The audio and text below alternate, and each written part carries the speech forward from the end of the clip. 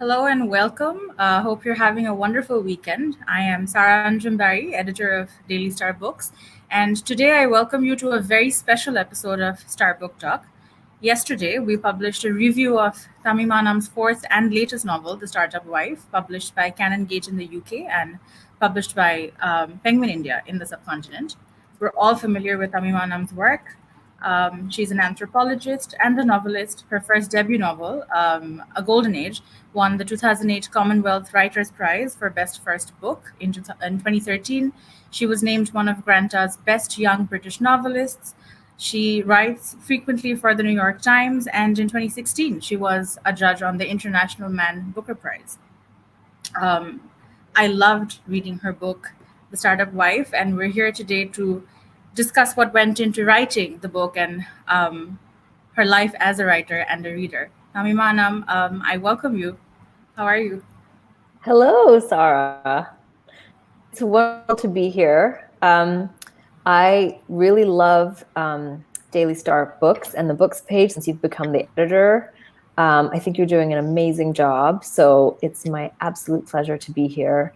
And I wish we could be doing this in person, but perhaps someday we can go back to that world. I really hope so. I'm so looking forward to meeting you in person. And thank you. It's always so much fun for me to get all the book recommendations that you keep sending me. You were the first person to introduce me to Hellfire last year, and then this year we had The Startup Wife. So I want to start with there's so much being said about your book. You know, in my own review, I said it's a book about ideas, it's a book about the startup world and the tech world and feminism. What is the book about to you? So it's all of those things to me. I've described it as a feminist satire. I've described it as a rom-com, which is a romantic comedy. I've described it as a coming of rage novel, which is a phrase I want to coin because we're used to the phrase coming of age novel. Yeah. So how does a woman come of rage? And the character in this book doesn't actually become rageful and vengeful. She remains quite joyful and humorous throughout. But it's essentially the story of a woman. She's a scientist. She starts a tech company and with her husband and her best friend, Jules. And it's about how she becomes marginalized even from something that she herself invented, and how she comes to that realization and what happens to their relationship and to their love story as a result. Can you tell us how this idea germinated? How did you start writing this? Yeah, so I've been on the board of a tech company that was founded by my husband for the last 10 years. And he founded the company like literally weeks before we got married. So the journey of our marriage and the journey of the startup had been deeply intertwined. And I've been on the board of the company from the beginning. And while I was, attending board meetings and investment pitches with him, I thought, well, wouldn't it be interesting to write a novel about this world that was so unfamiliar to me, that I'm just getting to know? And wouldn't it be great to put a female inventor at the heart of the novel? So that's kind of where it came from. Did you have to do a lot? Am I on mute? Oh no. Did you have to do a lot of research to write about the world of technology or starting a business? So of all the novels that I've written, it required the least amount of research. So obviously when I wrote A Golden Age, there was a lot of research I did into 71. I didn't live through that time myself. I interviewed lots of people. I read a lot of books. This novel was a totally different writing experience because I was living in that world. And as an anthropologist, I was just taking notes I was thinking of these startup people as their own little tribe, with their own rituals, their own rules, their own societal order, and their own language. And so it was kind of fun to write a novel that was contemporary and that didn't require that same level of external research. I was mostly just like mining my own experiences. Have you read about the controversy about this short story called Cat Person? Yeah. That basically there was a woman who came out and said that Cat Person was her story. Oh no, Yeah. So basically there was this. There's a short story that was like the most viral short story of all time. It's called Cat Person. It was published in the New Yorker maybe about 5 years ago. And yesterday someone said, "This is my story." Okay. Like, this person stole the story from me. And there's been a huge debate on social media about the degree to which writers steal other people's stories when they write. And I think it's so true, Sarah. I think we mine our own lives. I think we mine the lives of our families. I think we're like basically thieves. We steal experiences either from our own lives or from the lives of others, and hopefully not damaging anybody as a result. But in this case, I just borrowed/stole from my own life to write this book. That's so true because it's a very difficult line to maintain. Where do you draw the line between borrowing and stealing is a bad word, but borrowing inspiration. Yeah. So were any authors or any books on your mind while you were writing this book? I know you were reading Nora Ephron, I think. You mentioned that Well, at I one. love Nora Ephron. I think she's an absolute genius. And I think she's a slightly underrated genius in the sense that oftentimes when women write about love or they write humor, it's not taken seriously. And when a male writer writes a satirical novel, it's often seen as like serious political satire, even though he's making jokes and being quite funny. But somehow when women do it, we see it more as like being light. And a lot of Nora Ephron's work, she wrote a lot of movie scripts, and she wrote a novel called Heartbreak. People loved it, but it wasn't necessarily considered to be high art. But the other writer that hugely influenced me is Rokeya Sakawat Hussain. So I think we all know Sultana's Dream, and I love that I'm talking to an audience of people who've probably all read Sultana's Dream. But the interesting thing about Rokeya is that that was a very serious story that she wrote about a world in which men were basically imprisoned and women ruled the world through science. And she was saying something pretty radical about her own experience of being in Porta and the kind of social constraints that she felt. But she did it with such humor and with such a light touch. And she said some very scathing things. She basically calls men worthless. She calls them lazy. She says they're good for nothing. But somehow the way that she does it is with a very light touch. And I just found that really inspiring when I was trying to write this book.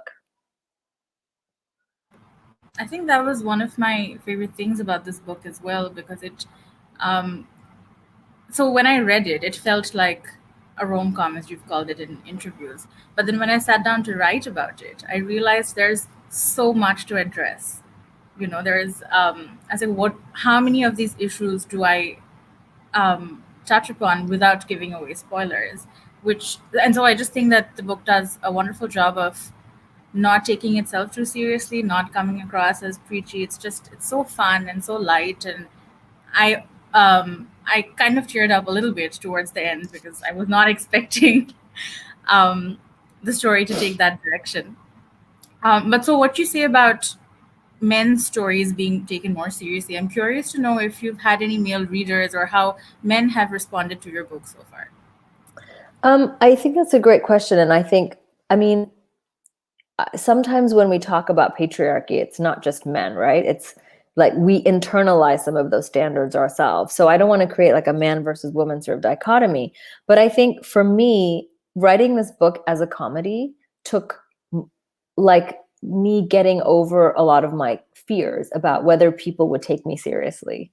So I think I really enjoyed writing the jokes and all the kind of funny quips and asides and giving it that lightness. But when I thought about publishing it, I actually asked my agent to send the book out under a pseudonym. So many of you know that my nickname is Rose. That's the name that my parents call me because my father studied history in school and named me after the Rosetta Stone.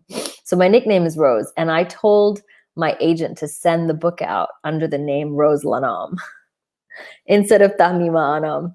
And she was like, why? And I said, because people don't expect me to write this kind of book. And I'm worried that I will never be taken seriously again. And so it wasn't just that I was concerned about the reactions of men, but that I myself was worried that I had written these very serious books, and that I was slightly like torpedoing my own career or my own reputation. And I was worried that people were going to say, well, this is light, this is frothy, this isn't serious, you're not telling us something meaningful about the world that we expect you to do that. We expect you to like give us an insight into a part of the world that we're not used to sort of looking at. So I think the humor and giving it that lightness was, in a way, it was more natural for me to write. It's much more my own voice. As a person, I'm kind of more lighthearted than I am like deeply serious. And I mean, I can bring that when I want to, but it's not always me. But putting my name on that book was a decision that I had to make very consciously, and I didn't take that lightly at all. While we're on this topic, I meant to ask you this much later, but whenever I've read one of your books, I've come away feeling more, not closer necessarily, but I felt like I had a clearer connection with the woman characters. Or it seems like they had more clarity of vision. For instance, in A Golden Age or The Good Muslim, the men go through more conflicts, the male characters. And it's the same here, because Cyrus is the one who has more serious internal conflicts going on because of his family history. But then Asha just seems to know from the very beginning what she wants and what she wants out of life. So I wanted to ask you if that was a conscious decision, or if you also feel closer to your female characters. That's a great question, Sarah. And I think, to be totally honest with you, I think that, a writer's output is a combination of the things they do consciously and the things that they do unconsciously, or even the things they can't do. So I think that in a way, creating Cyrus as a slightly unknowable character, so maybe you don't feel as close to him, or you don't feel like you know him, is a conscious decision, in the sense that I want you to see the world through Asha's eyes, and he's a bit of a mystery to her. And so when she's surprised by his behavior, or when she doesn't understand why he's doing something, you're experiencing it in the way that she does. On the other hand, I think that it's a totally valid, if you want to call it critique, or sort of commentary on my writing, which is that I just naturally gravitate towards the female characters. And I could tell you that I did it on purpose, and that it's my feminist mission to have us see the world through a woman's eyes. But maybe I'm just not as good at writing male characters, and that's just one of my blind spots as a writer. We all have them. I think there was a section of The Bones of Grace that was written from the point of view of a male, construction worker in Dubai. And I was really proud of that, because I felt like it was the first time I had really written in the voice of a man. So maybe it's something that one of my skills that I need to hone. I didn't at all mean it as criticism, because I was thinking of it more in terms of, if I knew these people in real life, the woman would come across as stronger people, not as stronger characters. Yeah. I mean, for sure. I think that, we work our politics into our writing in different ways. And I just want to show the world through the eyes of a woman. Like in A Golden Age, I wanted to write a novel about 71, but I told the story through the eyes of a mother. I didn't tell the story through the eyes of the soldiers or the young men who became guerrilla fighters, because I feel like somebody else can tell that story. I wanted to tell a story that possibly I was better suited to tell. And I felt a huge amount of empathy for all the women and the mothers who were left behind in that war, when their sons ran away to join the army in their kind of nationalistic fervor. And you want to feel that sort of sense of how important it was for them to do that, but how heartbreaking it was for the mothers that they left behind. We have a question from the audience. They want us to summarize the book, so I think you would do a much better job of that. You want to tell us what? startup wife Well, as you well. should read Sarah's review because she does a great job of telling you what the story's about without giving anything away. So the story is about a young woman called Asha. She's the daughter of Bangladeshi immigrants. She was raised in New York, and she's a very brilliant coder, computer programmer. And she at the beginning of the story, she's working on a sort of a project to do with artificial intelligence. But then she meets her high school crush, Cyrus, and they quickly fall in love and get married. And Cyrus is she calls him a humanist spirit guide. He's like a person who, he's not religious, but he creates rituals for people who are not religious. So if you want to get married in a really unusual way, you call Cyrus and you say, hey, Cyrus, can you create a Harry Potter wedding for me or something? And she takes Cyrus's interest in religion and in ritual, and she turns it into an app. And the two of them, along with their friend Jules, create a startup, and it becomes wildly successful. And the novel is about what happens to their marriage as they become these kind of huge successes, as they and inevitably the power dynamic starts to lean towards Cyrus, even though the whole thing was Asha's idea. So it's about marriage, and it's about power, and it's about technology, and basically it's about what happens to these two people as they go on that journey. How was that? Did I do a good job of describing it? Great. It's also about all of these great ideas. I had so much fun reading about all the other apps. I loved Consentify. I think we really need that app, especially in Bangladesh. Do you want to tell us about some of these other platforms that Asha's colleagues are working on? And did you have a favorite? So basically what happens is that when Asha and Cyrus launch their app, they're invited to a very secretive tech incubator. An incubator is like a place where, you know, really great ideas kind of grow. And when they go to audition for this incubator, they're told that all the companies in this incubator, which is called Utopia, are there to prepare us for an apocalyptic world. So there's a guy there, he grows food out of electricity in case all the food supply dies down.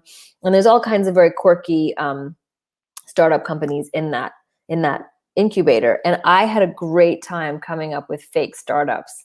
That was one of the great joys of this of writing this book. So there's one called Empty, where you subscribe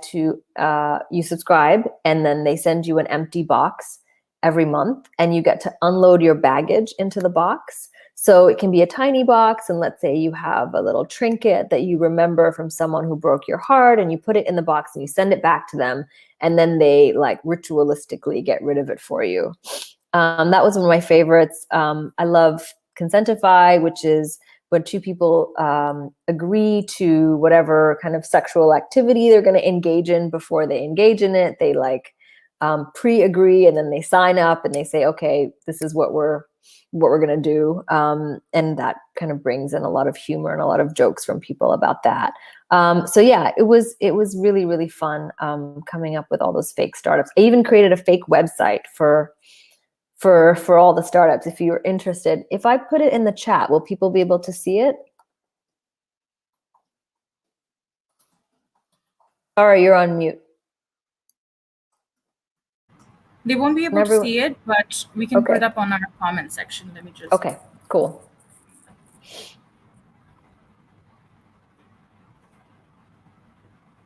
My colleague Akib is backstage. Akib, if you could put the link up on the comment. Did you ever think about any of these apps that might work for Bangladesh if you had to invent one? Oh my goodness, that's a great idea. I think one of the really exciting things is that Bangladesh is becoming such a great place for new ideas and for new startups that are coming up. It seems like the startup, to use a tech term, ecosystem is really growing. So I'm sure, hopefully, some of the people who are watching are part of the tech community, and I'm sure there's lots of ideas flying around, much better than anything I could come up with. I was very happy to hear you address the part about you being an anthropologist, because that really struck me. I kept thinking, and this is something that was on my mind from when I read your first book, that I could see the anthropologist in you while you were crafting the stories. Can you tell us a little bit about your background in anthropology? Because I think most of our readers know more about your literary career. Yeah, that's thank you for that. So when I left Bangladesh when I was 17 and I went to university in America, I thought I was going to study politics or social science, some, maybe sociology or psychology. My mother has a degree in psychology. Sometimes when you're young, you just think you're going to study whatever your parents did. Uh, I knew I wanted to write novels, but it was a very distant kind of dream. And I thought, obviously, I have to get an education first. And I met this very charismatic professor who was teaching an anthropology class, and I didn't have any idea what anthropology was. And I found out that it is not, in fact, the study of distant tribes, although it used to be that. It is the study of culture and of how we identify ourselves as.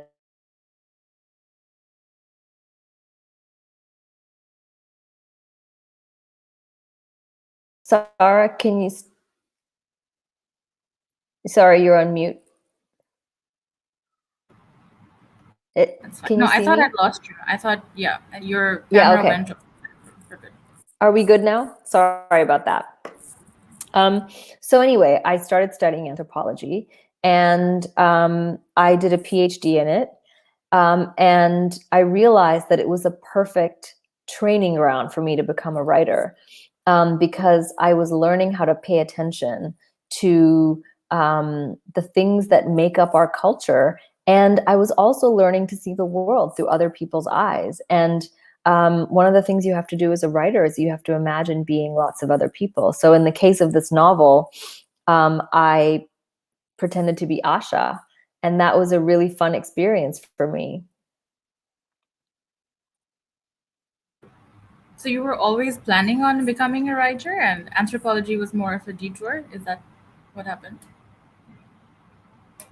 Can you hear me? Sarah, I think we're having Is my connection problems. I can't, you're frozen and I can't hear your question. can you hear me now? Okay, let me quickly.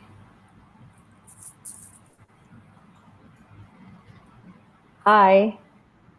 Can you hear me now? Yes, sorry, we seem to be Oh, having okay. some connectivity issues. Yeah, my Wi-Fi is acting up. I was trying to connect to a hotspot, but Okay, if it's all better now, I think we can continue. I think we're good. We'll do I our was best. And hopefully people in the audience will be sympathetic to this regular problems, tech issue. yeah. I was asking you if you had always planned to be a writer, and so anthropology was more of a detour. Is that what happened?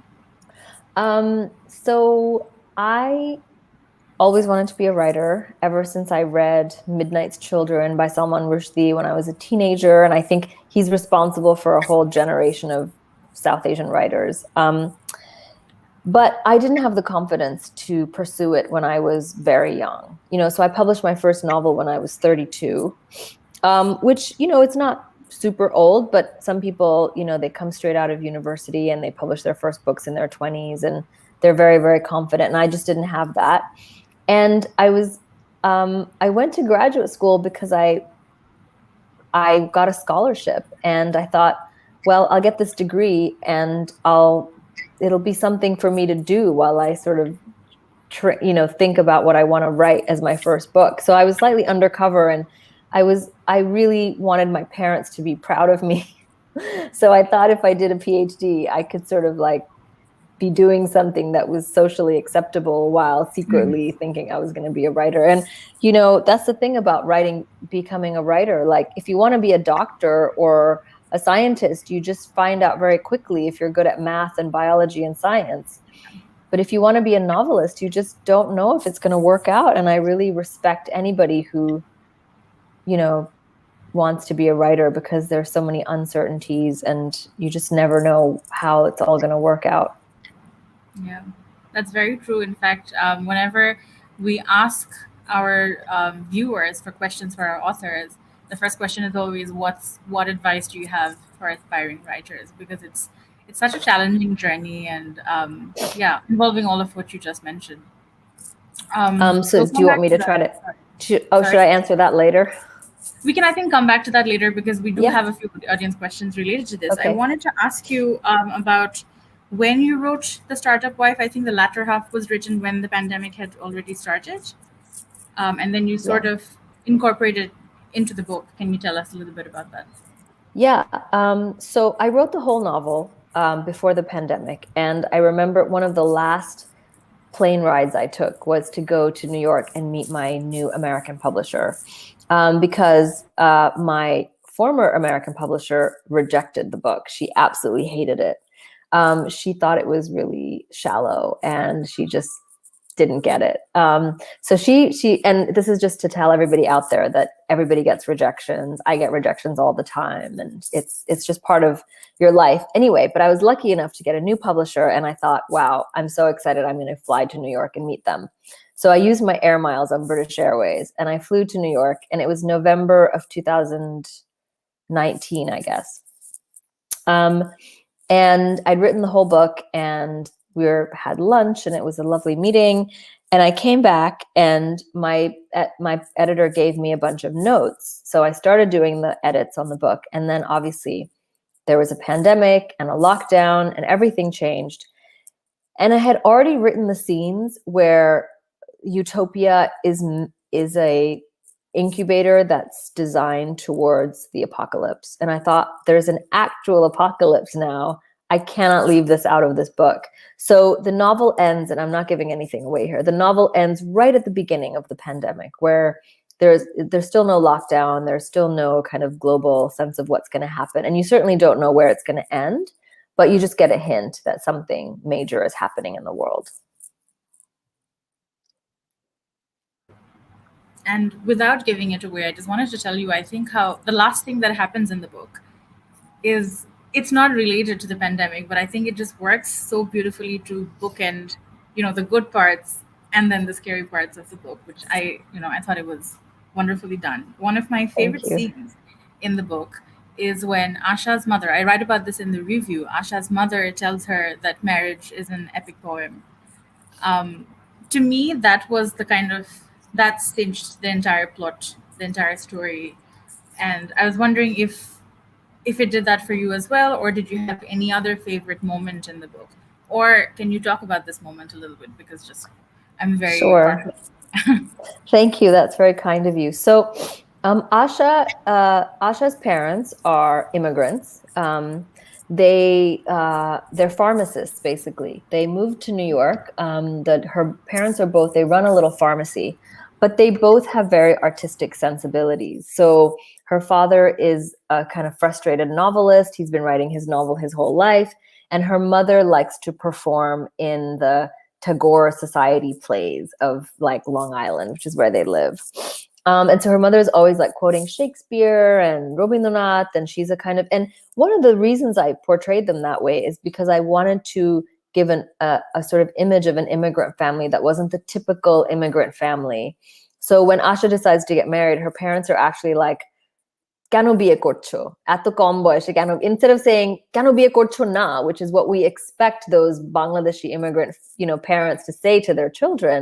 And obviously those stories are true, but that's not that's not the only families that are out there. I want to give the message that like we are a very diverse tribe, and there's all different kinds of families. So her parents are very liberal, but her sister wears a hijab, much to the parents' dismay. And Asha is the scientist of the family, and she's very brilliant. And she gets married, and her parents are a little bit disappointed. They're like, "Parashuna shesh hoyni, keno biye korcho? You're only," I don't know how old she was, maybe 28 or something. And her mother gets the sense that she is having some issues with Cyrus. And it's not like anything terrible has happened, but it's more just like Asha starts this company, they become hugely successful, and somehow her power is being taken away from her. And again, I'm not giving anything away here, but she goes to her mother and she expects her mother to say, well, you know, that's what marriage is like. You should always try to compromise, like chop ঠিক হয়ে যাবে. And instead, her mother says, I don't expect you to make the kind of compromises that I did. You're too smart for that. You're too good for that. So just she encourages her to be herself. She's not telling her like stay with Cyrus or don't stay with Cyrus or whatever. She's just giving her a little feminist like high five, basically. And I wanted her mother to be the one to give her that. So I'm glad it worked for you. I loved it. And I loved how it wasn't, she doesn't outright ask her to leave the marriage, or she doesn't speak against Cyrus either. It's just such an elegant way of handling the situation. Along the same lines, this wasn't a book about the typical book about race and immigrant families and an immigrant protagonist either. And I also thought that the way you worked with race, it's not really out there in your face, but it is. We find out in one moment where it's been in the back of her head. Can you talk about what role race plays in Asha's life, according to you? So I wanted to write a book in which racial or cultural identity was part of Asha's identity, but not her whole identity. So the whole novel is not like, let's talk about an immigrant family and what it's like to be an immigrant family. But obviously, Asha is a second generation immigrant, and she is a person of color in a very white dominated world. So in her lab, she's like the only brown person. When she goes to, I mean, she's not the only brown person because there's a lot of brown people in scientific labs, but she's possibly the only person like herself in her own little kind of world of artificial intelligence research. But then when she enters the startup world, she's even more of a sort of lone figure because, as we know, there are very few women and women of color in the tech world, and certainly very few women of color in the tech world who are the scientific coding brains behind a platform, and even more so as the kind of founder, you know, as one of the main sort of leaders. So imagine if Facebook was founded by a Bangladeshi woman. Or if Elon Musk was a Bangladeshi immigrant, you know, that's kind of the thing that I wanted us to imagine.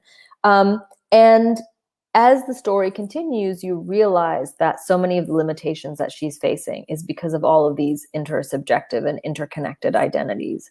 But again, it's not about that per se.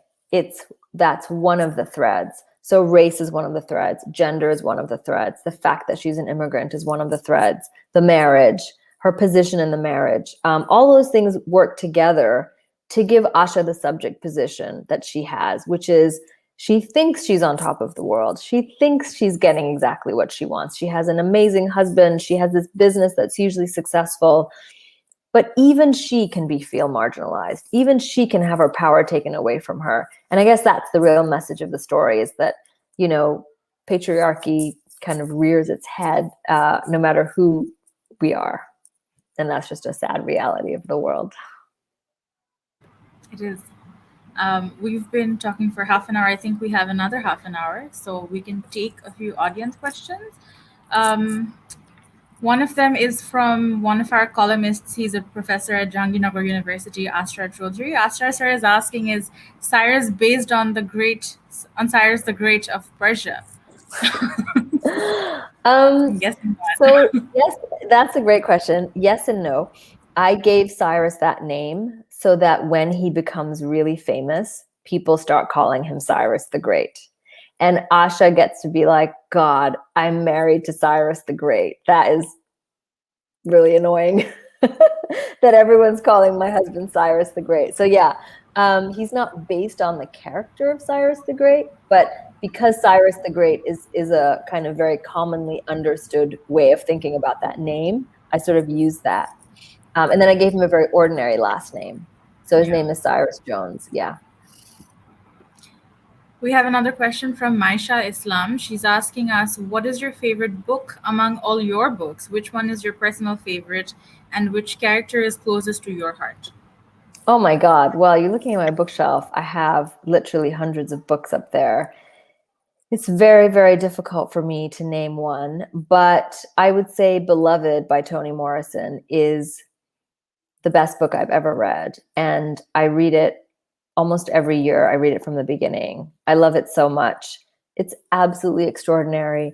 I mean, as a reader, I love it because it is so absorbing and stunning, and it has lots of interesting characters. I can't point to one, even though it's told from the perspective of a woman who's like run away. She's a slave woman who's run away from her owners, basically. But it's everything. It's a ghost story. It's a family story. It's about the trauma of slavery. But as a writer, I admire it so much, and it teaches me about the possibilities of writing and what you can do with language. And I could never, it's funny when people ask you, like, who are your influences? It's almost like they think that you believe you can do that. And I don't think I could ever write like that. But it's wonderful to know that someone did. I find it hugely inspiring. One of my favorite things by Toni Morrison is something she mentioned, and I read about it, that she mentioned it in an interview once, about how in African literature or in African culture, we don't treat evil the same way. We don't throw it out of the house. And I just finished reading Homegoing last night, and I think that applies here as well. And it's just something that really, it stays on my mind all the time whenever I'm reading anything by Toni Morrison or any kind of African literature. Yeah, I had never heard that before. That's really interesting. I think it's very interesting. Maisha was also asking if do you have a favorite from among your books? Or Oh my goodness, I really can't say because it's like choosing a favorite child. I mean, I have to say that of all the characters I've written, Asha, sorry, I have a bit of a cold, so you excuse me if I blow my nose. Asha is the one that I wish I could be more like, because she is totally fearless. She's so self-confident. She's very sassy, and she always has a very quick comeback. So you know how sometimes you're in a situation and then someone says something to you, maybe you're offended or maybe it's like a bad joke or something. And then 2 days later, you're like, I know exactly what I should have said to that guy, right? But you never say it in the moment. But Asha, because I wrote her, she always knows what to say. And she's very self-confident. And she's like every sassy female friend that I've ever had rolled into one. And so I kind of want to be friends with her. I can't say she's my favorite, but she's the one that I want to hang out with the most. Definitely. I loved being inside her head for the 2 days that it took me to finish the book. I loved being here, and I wrote about this in my review. I completely forgot that I was reading it because I had to write about it. Thank you. Oh, sorry, you're on mute again. Sorry. There you go. We have some other questions. Kaisa Kobir is asking us, coming from an anthropology background, did you have to go too much into tech stuff and jargon in the book? If yes, was that challenging for you? I don't think it had a lot of jargon, right? Yeah, so I think one of the things that I did is that I made Cyrus and Asha very unlikely startup entrepreneurs. So they don't come from the startup world, which means that when you're seeing the world through Asha's eyes, she's learning the jargon and as you're learning it. So there's a lot of, there's not a ton of jargon in the book, but insofar as there is, it's all seen through Asha's eyes. So she's like, wow, there's something called, I don't know, fundraising, or there's something called a deck. A deck is a very techie thing. It's like a PowerPoint presentation that you send to someone when you want them to give you money. But she doesn't know what it is either. And so I tried to, that was like a literary device that I created those characters as being outsiders into that world so that you get to know it alongside them. We have a lot of really interesting questions. I don't know which one to choose. Okay, this is a favorite of mine because I loved the book cover. So I think Kaisar Kopi was also the one to ask this question. What's the story behind the brilliant and vibrant cover of the book? You've written about this on your Instagram as well. It's just such a happy cover art. I love it so much, and I can say that with complete abandon because it had nothing to do with me. I can't take any credit for it. I'm just a happy recipient. Here we go. You can see it behind me of this cover. So the way that book covers work is that your publisher sends you some designs, and usually they send it to you like, we love this. What do you think? So you all obviously feel a bit obliged to be like, I love it too. The first few covers they sent me, I didn't like. They had a picture of a woman with her side profile. I mean, I have to say before I go into this that all of my book covers have been pink or have had shari, women in shari or hijab or something. And so I was like, I'm so happy I'm writing a book where they cannot ever send me a picture of a woman in a shari. I'm going to have a totally different book cover this time. I mean, I love women in sharis, but it's a cliche that a South Asian writer must have a picture of a woman in a shari or a picture of her feet or her hands. I mean, there's all kinds of exotic cliches. Anyway, so then I invited the designer to come to the startup where I work, and that was founded by my husband, just to get a vibe, and we were talking about ideas. And then she sent a bunch of other covers, and then she sent one that she had rejected. She was like, I did this one, but I'm not really sure. And that was the one that I just totally fell in love with. And it's so funny. Like, she thought it was like something that she had just done that she didn't think was, going to be the final product. But when I saw it, I just completely fell in love with it. And I just thought it was perfect. And I thought it's like lightning bolts coming out of this woman's head. And that's exactly what I wanted to portray. And then my American publishers also took on the cover. They changed the font and they changed the colors, but it's essentially the same in both countries, in both covers. Yeah. And my Indian publisher, Penguin, wanted to give it a new cover as well. And we went back and forth, and I was so annoying about everything that they were like, fine, we'll just put the British cover on it. I think they just got fed up with me. So yeah, as a writer, you have to really strike a balance between being collaborative with your publisher, because they work so hard for you. I mean, imagine, like, I wrote this book and they are putting so much energy into bringing it out into the world, and I could have never done it without them.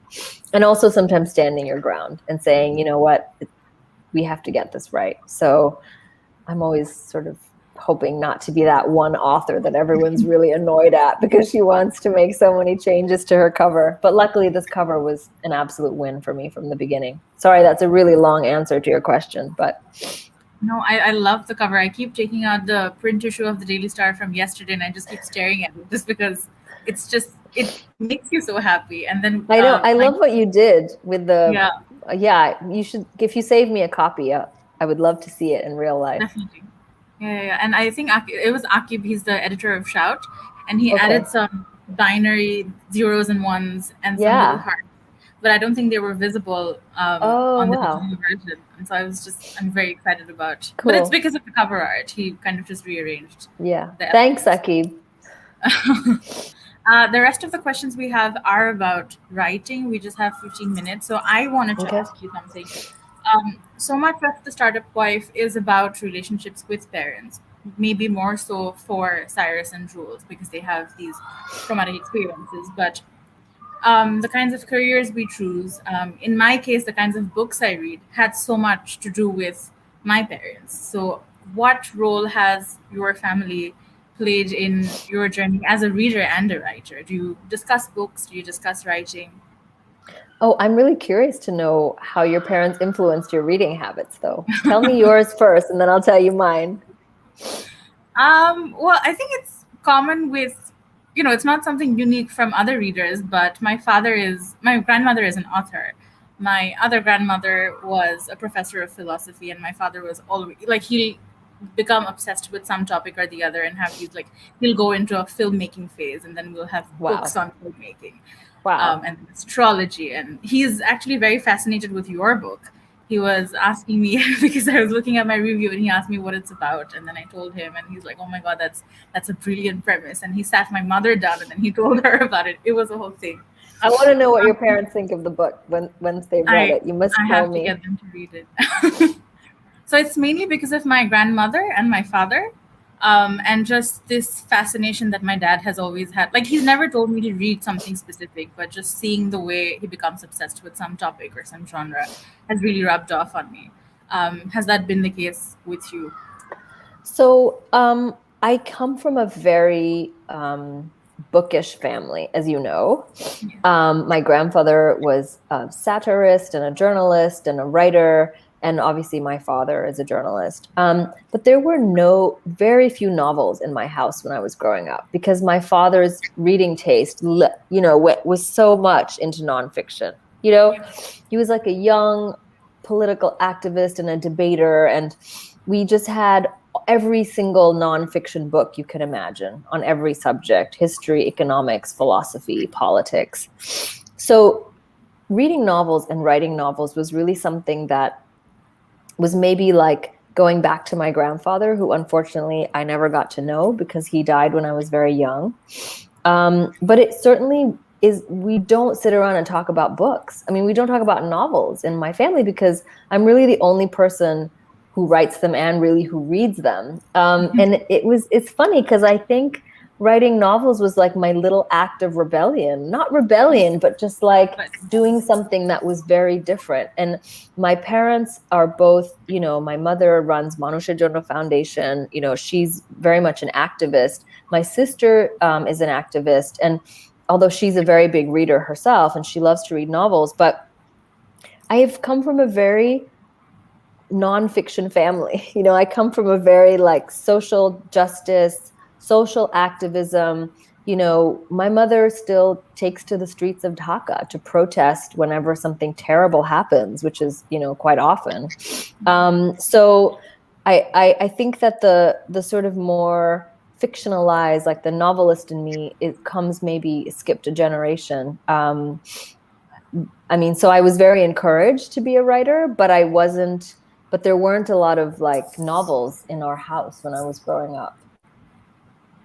That makes sense, because when your father and I were discussing launching Daily Star Books, all the discussions we had, he seems to love books, but he's so interested in nonfiction. I know. Like, he said, even if it's a meeting, he'll go off on a tangent about some book on cricket that he's read, and then so he's constantly encouraging me. He knows I have a weakness for fiction, so he was constantly kind of nudging me along and saying, yeah, we can have literature, but to make sure you also have a lot of other topics on your page. So I'm constantly conscious of that. Because if it were up to me, I'd be talking about novels all day on our page. Right. And if it were up to him, you would only be talking about biographies and, history and other nonfiction books. Yeah, exactly. We have a few more writing related questions. Nahali Nafisa Khan, I know her and she's a huge fan of your work. She is asking us, we don't see many writers from the post-liberation war generation attempting to write fiction set against the backdrop of 1971. You mentioned that while writing The Startup Wife, you put yourself in Asha's shoes.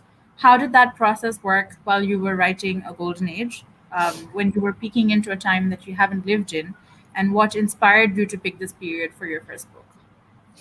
So obviously you guys know much more about this, contemporary Bangladeshi literature than I do. But it is my opinion that we all, in some way or another, write about 71. And if you think about the novels that have been published by people who are born and live and grew up in Bangladesh, or by people of the Bangladeshi diaspora, of which I consider myself one person, because I did not grow up in Bangladesh. I was not educated in in Bangladesh. I think that 71 weighs heavily on people's minds and on our imagination because it was such a moment of rupture, of trauma, and of possibility. We're here as citizens of an independent country because of that moment. So if you think about a lot of the novels, even if you think about Brick Lane, which is a very British novel, it's set in London, but that character has his memories of 71, and that plays a part in who he becomes, and in a way, understanding that history and that part of him makes you much more sympathetic to him, even though you see him as a very flawed character. There was a novel that came out last year in the UK called Hashim and Family by a writer named Shana Hassan, also related to 71. So I think, and obviously there's the whole range of Bangladeshi fiction that has come out in Bangla that relates to 71. So I think, I definitely think it's a big subject, and I think it's very hard for us to get away from that. I wrote about 71 because I grew up listening to stories about the war. And because I was growing up outside of Bangladesh, when my parents were reminding me of my cultural and like social identity, they talked about the war a lot. And ultimately, when I was writing that story, I ended up writing the story of a family. So I first thought, I'm going to write about 71. It's going to be like War and Peace. It's going to have a lot of battle scenes. It's going to be one of those very kind of big, epic historical novels. And then I realized that what I was actually interested in was looking at the war from the perspective of a mother. And that helped me to get into the story. So obviously there was a lot of research and there was a lot of, fact finding. But ultimately, when you're writing a novel, you have to put yourself into the mind of the character. And I could do that because she was a mother, and she was at the same time she was a nationalist, but not in the way that you would expect. She was an unexpected revolutionary, and she was a little bit of an outsider. So in the same way that I was a bit of an outsider writing that story, it helped me to tell that story from a slight outsider's perspective. Do you have any, I don't want to call them favorites, but do you have any contemporary Bangladeshi authors that you really like? I know you loved Hellfire last year. Yeah, I think that would be the one that I would point to as my sort of recent favorite, because I just think it's so accomplished. And what I love about it is that it was so surprising. I feel like I'd never read a novel like that. It takes place over the course of one day, and it's basically about two sisters who have never been let out of their house. And on her 40th birthday, one of them gets to go to Gausia. And that is the story. But it's so surprising, and it's told in such vivid detail, and you can just feel Dhaka, and you can feel the oppression of this woman's experience. I always wish that I could have read Akhtaruzzman Ilyas's novel Khwabnama, but it was only recently translated into English, and my Bangla isn't good enough to read, certainly not a novel of that complexity. But it's considered one of the greatest novels written in the 20th century. So of any language, of any genre. So I'm looking forward to reading that, and I'm sure it's going to have a big impact on me too. We have a few more questions about writing, so I think I can just lump them up and ask you if you have any advice for aspiring writers who are both writing and who are trying to get published. Okay. Maybe internationally. Sure. So I'm just going to focus on the writing right now, because I really believe that really, really good writing will be published. I think it finds its way. My sort of observation about a lot of writing that I read is, and this is not a critique of anyone in particular, it's just something that I've observed because I judge a lot of prizes and I read a lot of, short stories and novels by first-time writers, is that I think that people spend too much time explaining things rather than describing them. And I think it takes a certain kind of confidence not to explain what's happening or what a character is thinking, but rather just to write. If you just practice writing a story that is full of detail, where you're just describing something that somebody is doing, and the explanation, and trust that the reader will understand what you're trying to say without explaining it to them. And I think it's one of the biggest mistakes that first-time writers or people who are just trying it out. And I think it's important to try things out and to write as much as you can and really hone your craft. But I think that there's that sort of vivid kind of detail that is sometimes missing from writing that sort of sets it apart from something that you really want to get immersed in and that you really want to read. And it's something that didn't come easily to me either. It's something that I had to learn after doing many drafts and learning to take away a lot of the explanation and allow the reader to make their own imaginative kind of fill that space with their own imagination. So I would say that's my number one writing tip, is to like add more detail and add more description and take more time on describing things and less time on explaining them to us as readers. And then in terms of publishing, I think that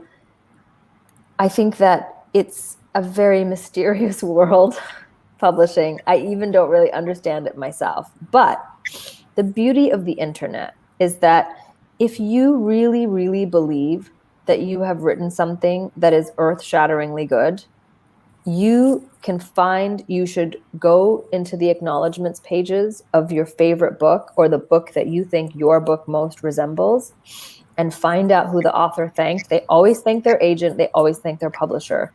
And you should go and write to those agents.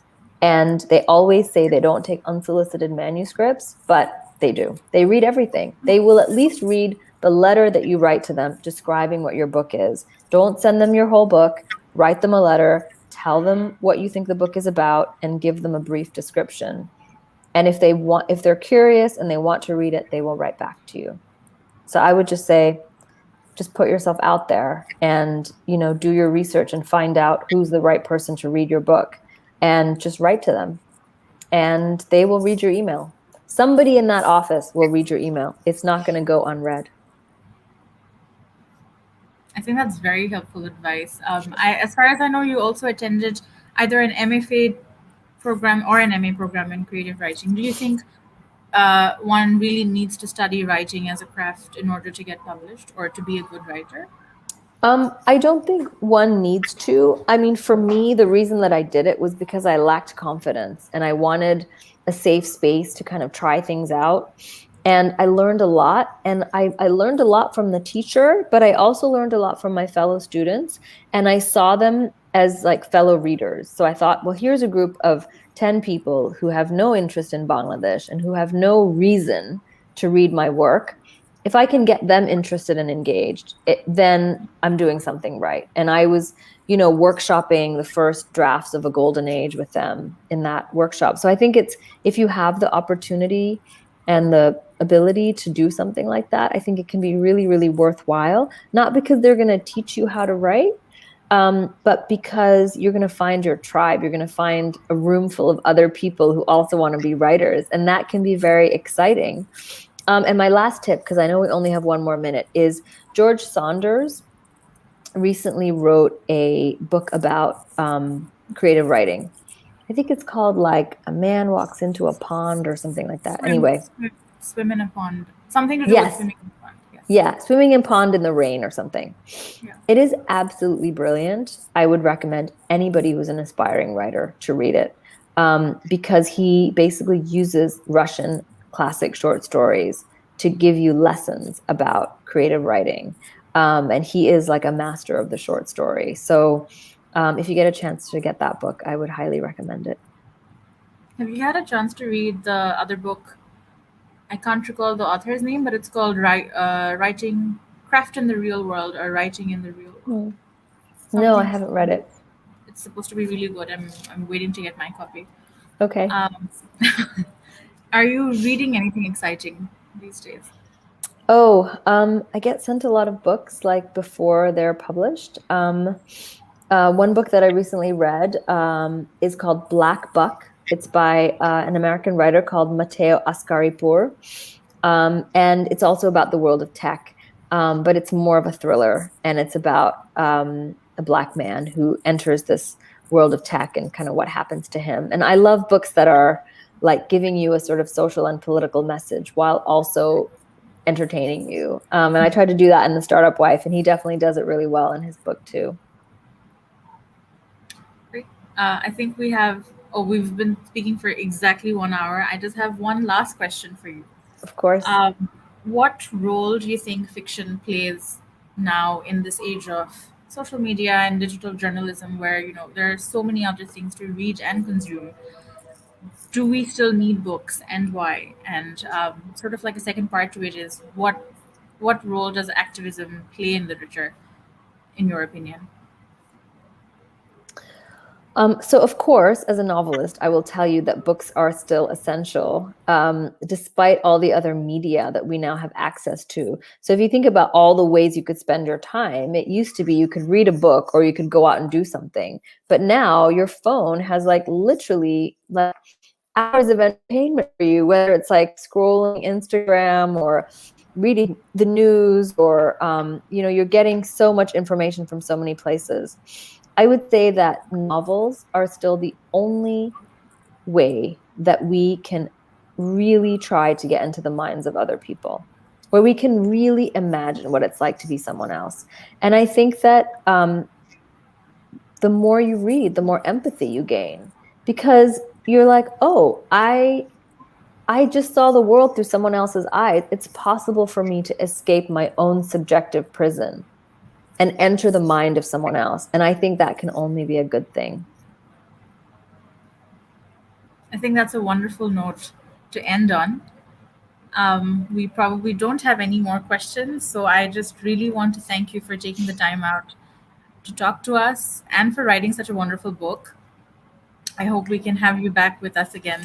And oh, are you working on anything else right now, or are you just taking a break from writing? Oh, I'm a little bit busy doing all kinds of book promotions, so I probably won't get Right. back to my writing desk for some time. But listen, it was such a pleasure to talk to you. Thanks for everyone who was watching and listening. I'm a huge, huge supporter and fan of Daily Star Books and of Sarah's.